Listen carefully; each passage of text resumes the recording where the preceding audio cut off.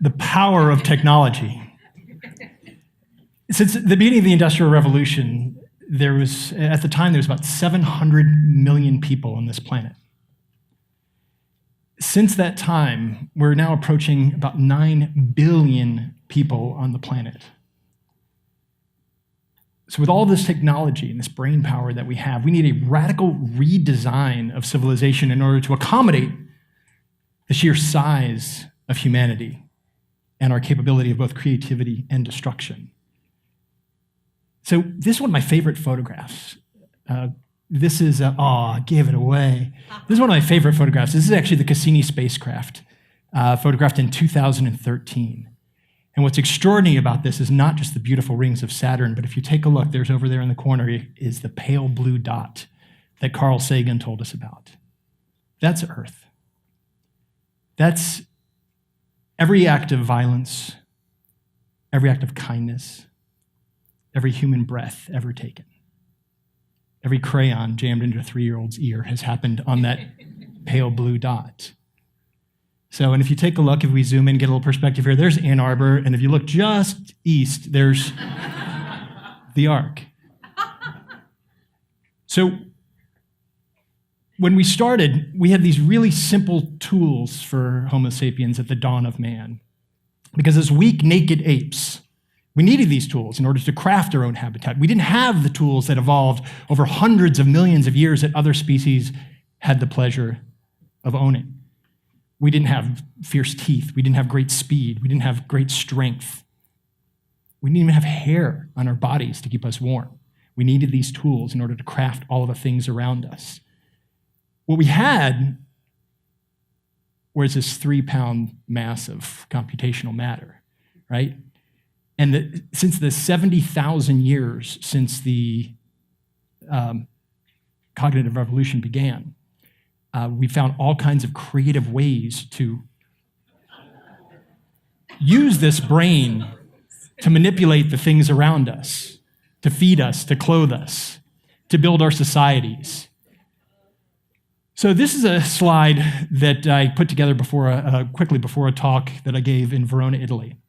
And I was fascinated by Verona. It was absolutely gorgeous. Anybody who walks through the streets on this ground level sees the beauty and experiences that is this organic organism of a city. And so I quickly put together next to a leaf structure. And just before the talk, I realized that was not Verona, that's Venice. But the point is the same anyway. If you take a look at this, the longer you look at it, the more fascinating it is. That our cities, every city pre-industrial, you could place next to this map. I've done the same thing with Paris. Parts of old Detroit before the Industrial Revolution were crafted the same way. They went with the land. They could only be designed from Google Street View. If you picked up a rock, you had to work with the land, and it could only be moved as far as you as a human being or your horse could get it there. That was it. We didn't have balloons to go ahead and see that landscape. We had to work on an adjacent level in the same way that the biological and the physical world works, because we were completely part of that. But since then, we've severed that fractal relationship. So the standard development model that we developed since then, now that we have cranes and bulldozers, is deeply, deeply flawed. We subsidize developers by allowing them to avoid the cost of their negative impacts. As a community, we end up paying that price for our polluted water and our polluted air, for our degraded social systems and the impact that it has on our mental health when we design like this, for the increased carbon emissions that every building, including this one right now, somewhere remotely there's some carbon burning just to keep these lights on, and in a fraction of a millisecond, we get light and power from some distant place. We no longer need to be right there to light that fire to get that energy. And it weakens our local ecosystems. There's nothing living in this place. So I want you to close your eyes for a second. If we can dim the house lights too. I want you to close your eyes and imagine yourself in your most favorite place in nature.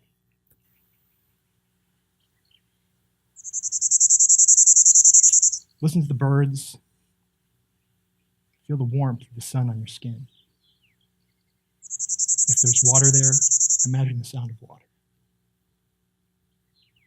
Take a deep breath.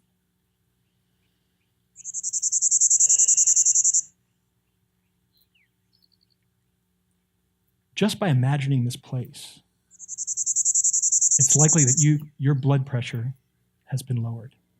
We're hardwired to have this affinity to be near living things, the things that are conducive to life. Birds, water. It's called biophilia, and it is literally hardwired into our brains. The bird sound that you heard was actually recorded in 1959. The Macaulay Library at the Cornell Lab for Ornithology was kind enough to let me use that clip. It's in an archive because it's the last clip that we have of the sound of the Bachman warbler. We haven't heard the Bachman warbler, we haven't seen the Bachman warbler since 1988 was the last potential sighting. They're not even sure if it was one then.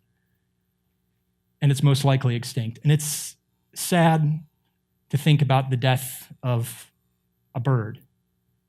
It's another thing to really contemplate the death of birth of an entire species. So right now, we're in the middle of the 6th mass extinction, but it's happening at a rate that's 1,000 to 10,000 times greater than the background rate of extinction should be. Since the beginning of Intermitten on Wednesday night, we've lost another 300 species on the planet. And it's because of the way we build. The habitats that we create for ourselves displace the habitats of others. Every living system on Earth is in decline. So we have to ask ourselves, the exciting thing is that with this 3-pound organ that we have in our brain, not only do we have the ability to destroy, but we also have the ability to create, to imagine the world in a different way. And asks ourselves, how do we design a civilization, as the International Living Future asks, as something that is ecologically restorative, socially just, and culturally rich? We design from Google Street Maps, and it looks like this. From Google Satellite Maps, and it looks like this. We design from Google Street Maps, and it looks like this. I know this is not a great example. It's supposed to be a really positive example of something, but bear with me here, because that's my house. Don't judge. This house, during the peak of the housing market in 2006, my wife and I decided that this would be a great time to buy a house on the Old West Side and leave our place on 3rd Street in Santa Monica, 3 blocks from the beach. And buy a house that was filled with asbestos siding, plywood front porch, but it had this incredible history and wonderful bones. We bought the house from this 82-year-old woman, Gertrude Gauss, who was born in the parlor of our house in 1920 and whose parents had built the house in 1901. And we decided that if we're really serious about the way we want to live and all the things that we've been hearing, shouldn't this house be the place that we need to be living in the year 2050 when we decide, before we decide to have children? So we set this goal that it was going to be net zero energy, that it was going to harvest all of its own water, that it was going to have zero waste. And not only that it would do no harm, but it would actually be restorative. It would give more back to the community than it takes away. And a couple of years ago, we were actually certified through the Living Building Challenge as the 21st project in the world to be certified under this. And it's, again, built in 1901 with very simple technology. And 3 years ago, on the first day of spring, our daughter Dahlia was born. We brought her home from St. Joseph's Hospital inside the little carrier and picked up the mail as I was walking through the threshold of our doorway. And there was a check in the mail from our utility company. And it dawned on me that she is the first generation to come home from the hospital and walk across into a building and grow up her entire life not knowing what it's like to grow up in a carbon-consuming home. My mother-in-law calls her the net zero baby. So because of this, I ended up getting an obscene, ridiculous amount of media. We've been in over 100 media outlets. I've been asked to speak all over the world. I've had my selfie taken by guys in Brazil to show their friends because they knew about our house, which, by the way, is 7 blocks away here on 7th Street. And Green Building Elements called me the Zero Energy Master, which sometimes late at night I make my wife call me that.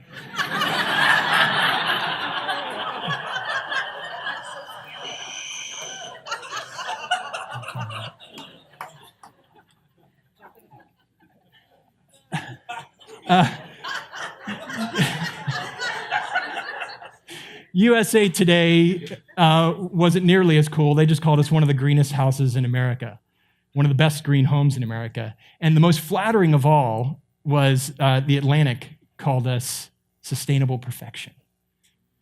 I know, see, you're getting, it's like, ooh, yeah, sometimes I get applause for that line, but I got a secret to tell you. It's all bullshit, right? There's no such thing as a sustainable building. There's no such thing as a sustainable anything, all right? We have to feed the life that feeds us. All living things depend on underlying networks. No thing sustains itself alone. So we need a radical paradigm shift that works with those laws of nature. We have to ask this fundamental question: what does good look like?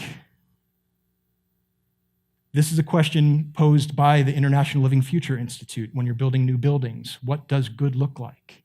And the question that I began to ask is, how do we get there? And so about a year ago, last month, actually, I think it was in May, I heard that there was a piece of land, 13 acres, here in Ann Arbor, at the corner of County Farm Park, 13 acres. And then an RFP was going to be going out, a request for proposal, to build some sort of development there. They were going to sell this to a developer. And one of the commissioners approached me and said, hey, you should propose something. It would be great to have something like you talk about there. So I sat down with Yusuf Rabi, who is now our state representative and was county commissioner, and Conan Smith. And different occasions, I asked each one of them, what does good look like? Because I'll tell you what I would like to do. I would like to put together a team to make that place. Would you care? And they said yes, they would care. We'll see, because it's in proposal stage. And this is what we're proposing. Viridian at County Farm.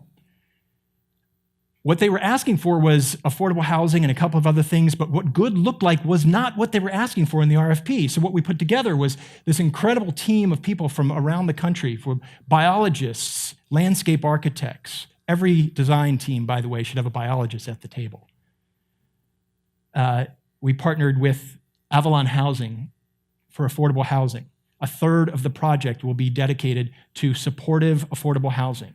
Families making less than $13,000 a year, 30% below the area median income, and with Habitat for Humanity. And the Habitat for Humanity homes, these, by the way, are architect out of Rhode Island.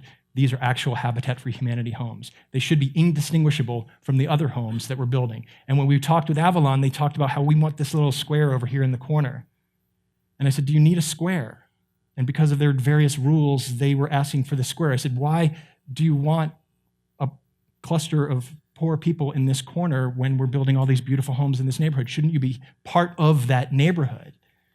And we find creative ways that they can still own their own property, but the property can be S-shaped or W or Z or whatever shape you'd like, as long as it's a contiguous piece of property. We're going to integrate them into the property. And this solves one of the problems we heard about yesterday, that when you bring poor people into neighborhoods and integrate them with wealthier families, the odds of them coming out of poverty are astronomical. Whereas Washtenaw County right now, 8%, or we ranked 8th in economic segregation, and we're in the 8th percentile of economic mobility. So we're at the bottom.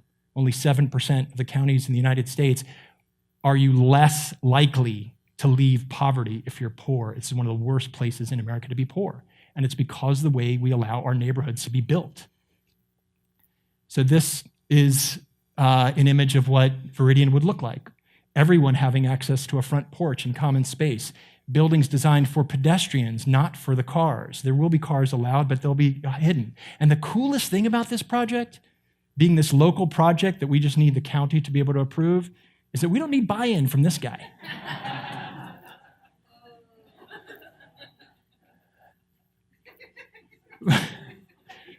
So what we have to do is figure out, how do we create the conditions that are conducive to life in everything we design?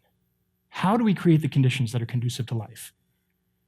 So the Living Future Institute asks this simple question using the metaphor of the flower. Because a flower, just like a building and just like our cities, are fixed in place, right? But a flower harvests 100% of its own water. It doesn't go across the street when it gets thirsty. It harvests 100% of its own energy right where it stands. It's adapted to its locality, to its climate and its site. It promotes well-being. It has to in order to survive. And it's part of an integrated system. And most importantly, and this is my favorite of all, is that they're beautiful. Life is beautiful when it's working right, when it's part of a healthy, complex, adaptive ecosystem that puts back more ecosystem services than it takes away. So how do you design that? So I asked this question, how do you design a tree or a flower or a forest? It's a really simple answer, actually. You don't. Nature and all good things that we build are part of collaborative, bottom-up processes that have very, very simple rules for local interaction. And the math all over the universe is the same. The rules of physics and biology have a mathematical structure and law to them that we have since severed, since our brains are able to create technology. And the swirl of the universe is the same as the swirl of a hurricane or the drain in your bathtub. So we have these foundations that we have, right, for our civilization right now. We have pretty much energy, water, food. A couple days without water, a few more days without food. Energy we need, but we don't need to be burning it remotely. So one by one, let's take a look at these things. So energy is this really linear system, centralized, owned by a monopoly for over 100 years. The energy is far, far away. It's polluting, it's centralized, and it's monopolistic and completely undemocratic. A few months ago, if y'all remember, if you were here in Ann Arbor, about 5 million people lost power for almost 10 days in the state on a clear day. It was a windy day, but it was a clear day. Now, I know some of y'all are thinking, oh, I thought it was 1 million people. But if you listened carefully when you heard this national story on NPR about how this massive power outage across the state, you heard 1 million customers were without power. A customer, according to the utility monopoly, is a meter. The ARC has 1 meter. We're all people. So it was 5 million customers. And it's not terrorists or trees that we really need to worry about as much with our systems, because these are weak and non-resilient systems. What we really need to worry about is this phenomenon. You can Google this. I swear this is true. POCBS. It's power outages caused by squirrels. Can't make this stuff up. So at Viridian, this is an actual neighborhood built by our architects in Massachusetts. We are targeting that the entire neighborhood will be 100% electric. Any portion that we're not able to power renewably now, we will be able to someday. If we put in gas lines anywhere, this is true of any building, it is something that will need to be disconnected in the future. It is increasing the cost when we build it wrong now. Let's build it right now and make the steps necessary to get to that end game of completely renewable, clean energy. And then we will take that green space and work to draw down carbon out of the atmosphere, because that's where we are right now. It's not just about zero, it's about being net positive. Callie Vanderwild, a student over at the School of Natural Resources, came over to tour our house, and after she left, she decided to do a carbon assessment of all of the different proposals. And the conventional development for this same site would cost, in the social cost of carbon, up to $28 million over 30 years. That's the social cost of carbon. What is that worth to a community? This is drawings of homes that are now completed in Traverse City. This is a project that I had the great privilege of being a consultant on and convincing them that not only was net zero energy possible, it was a necessity for affordable housing. And now they just completed, they just cut the ribbon last week on their 10th net zero energy home, to where the people who live in those homes who had $300 a month utilities before are now paying $0 on their utility. And not only do they have enough money to maintain their homes, they have enough money to put away funds for their children's future. In Brooklyn, New York, they're going even a step further. They're democratizing the grid completely by creating a peer-to-peer energy network called a microgrid. Microgrids are appearing all over the country. People like IKEA, the US military, some colleges are doing this. They're democratic, they're locally generated power, they're completely resilient. If one node of it goes down, energy can be rerouted in other directions. There's virtually never a power outage for these things. They've got battery backup. And excitingly, by being peer-to-peer, the Brooklyn microgrid is using blockchain algorithms borrowed from Bitcoin that they can measure every single person. So you can be a producer or a consumer or simultaneously both. And it knows exactly how much energy your house is producing and how much you are using of their energy, and to be able to pay this person over here for their energy. So it's extraordinary. You imagine this, that we could take low-income housing, and instead of paying that $300 a month energy bill for them, my next-door neighbor, we live next door to Ann Arbor Housing, says his rent is $148. His utility bill was over $150. So he's paying more for his energy than he is. What if instead of doing that, we put solar panels on it and allowed him to generate an income when he saves energy and sells me or our other neighbors that power? That's an amazing, amazing piece of technology that we have. Water, same thing, completely centralized, 100 years old, lacking resilience. It's made up pretty much of 3 pipes. This structure doesn't exist anywhere in nature, right? 87% of Ann Arbor's pipes were put in before 1970s. So even Ann Arbor has to start thinking about these problems. We have one pipe that we bring up from the Huron River. We pipe it uphill using an extraordinary amount of energy. Then we let it run downhill, but we clean it first, and we let it run downhill, and all of that water comes into our house in one pipe, one single pipe, as clean, drinkable water.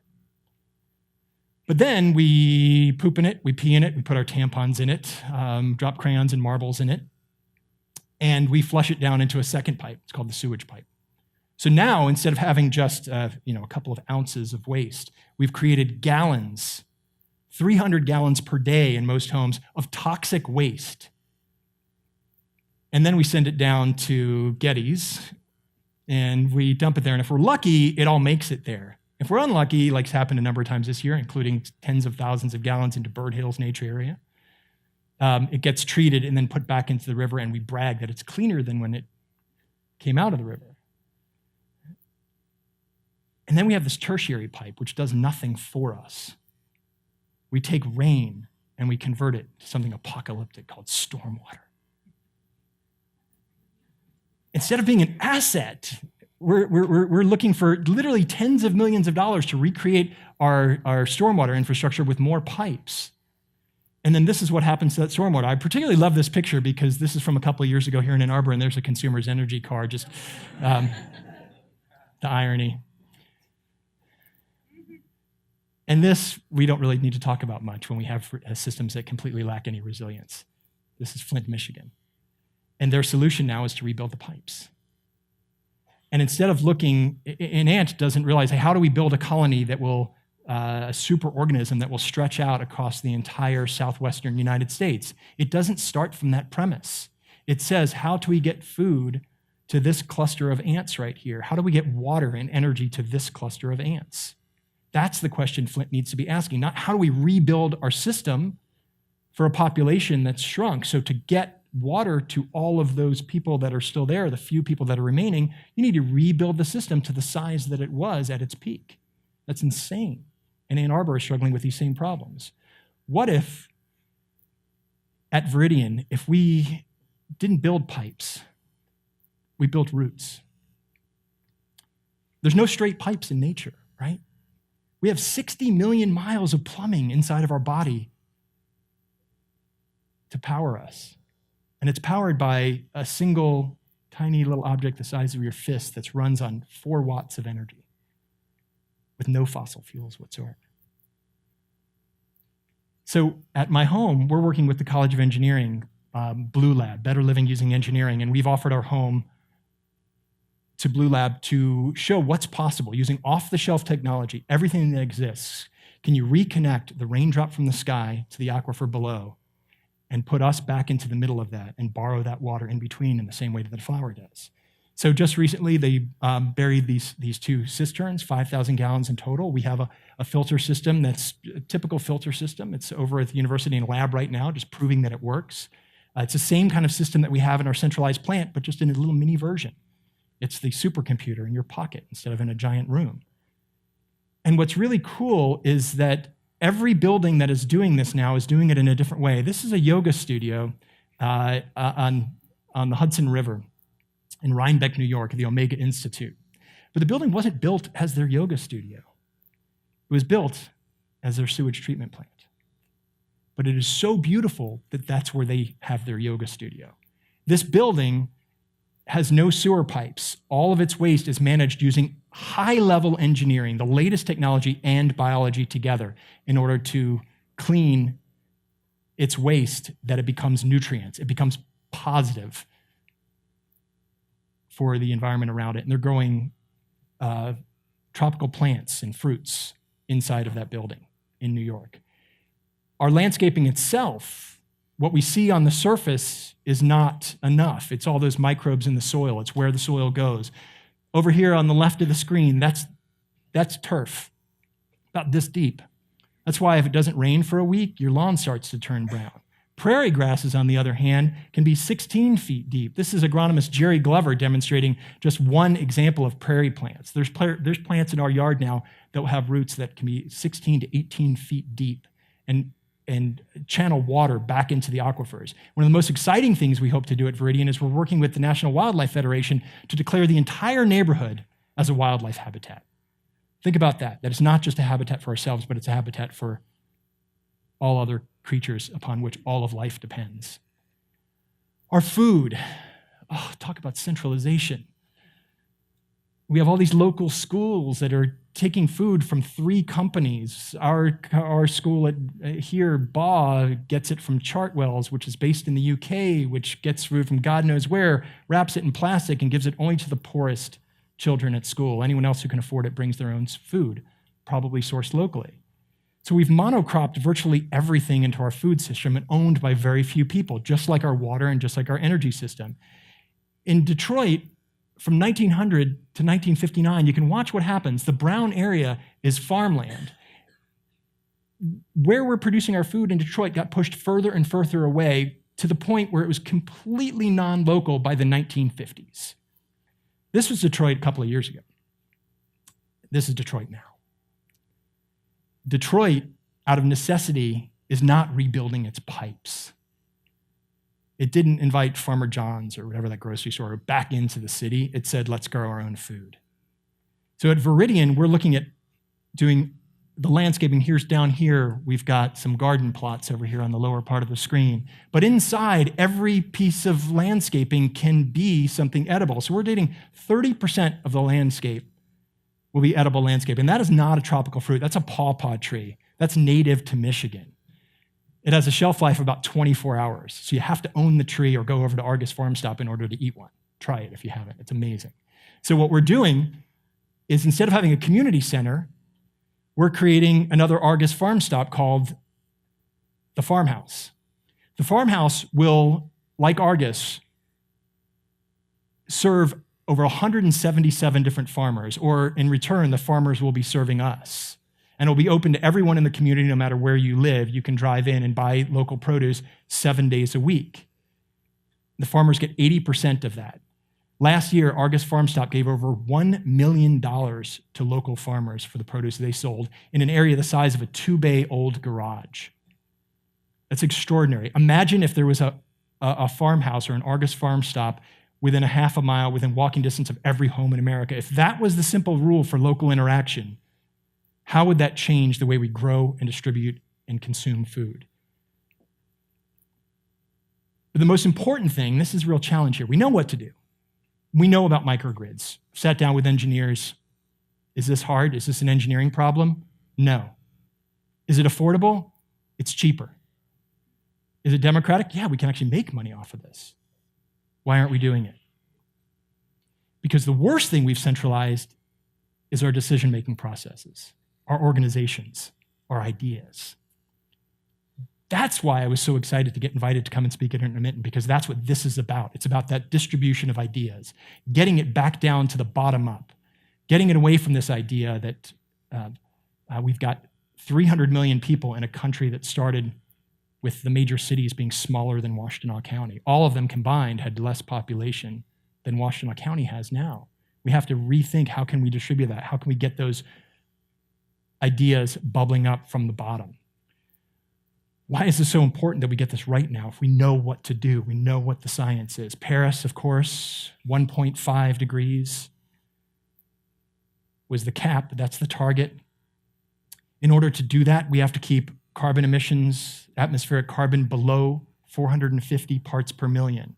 Remind you that when Al Gore, 11 years ago, released Inconvenient Truth, we were all astonished when he told us there was 381 parts per million in the atmosphere. And we saw that hockey stick curve. I just pulled this up today. We're at 410 parts per million of atmospheric carbon. This is the Filipino delegate to Doha back in 2012. During this climate conference, the Philippines was being hit by the worst storm that had ever hit the island. And this is what the Filipino delegate had to say. An important backdrop for my delegation is the profound impacts of climate change that we are already confronting. And as we sit here every single hour, even as we vacillate and procrastinate here, we are suffering. Madam Chair, we have never had a typhoon like Bopa, which has wreaked havoc in a part of the country that has never seen a storm like this in half a century. Finally, Madam Chair, I'm making an urgent appeal, not as a negotiator, not as a leader of my delegation, but as a Filipino. I appeal to the whole world. I appeal to the leaders from all over the world to open our eyes to the stark reality that we face. I appeal to ministers. The outcome of our work is not about what our political masters want. It is about what is demanded of us by 7 billion people. I appeal to all. Please, no more delays, no more excuses. Please let Doha be remembered as the place where we found the political will to turn things around. And as y'all know, Doha was not the place where we found the political will. The following year in Copenhagen, there was another conference where the Philippines was hit by another storm that was worse than Bopa.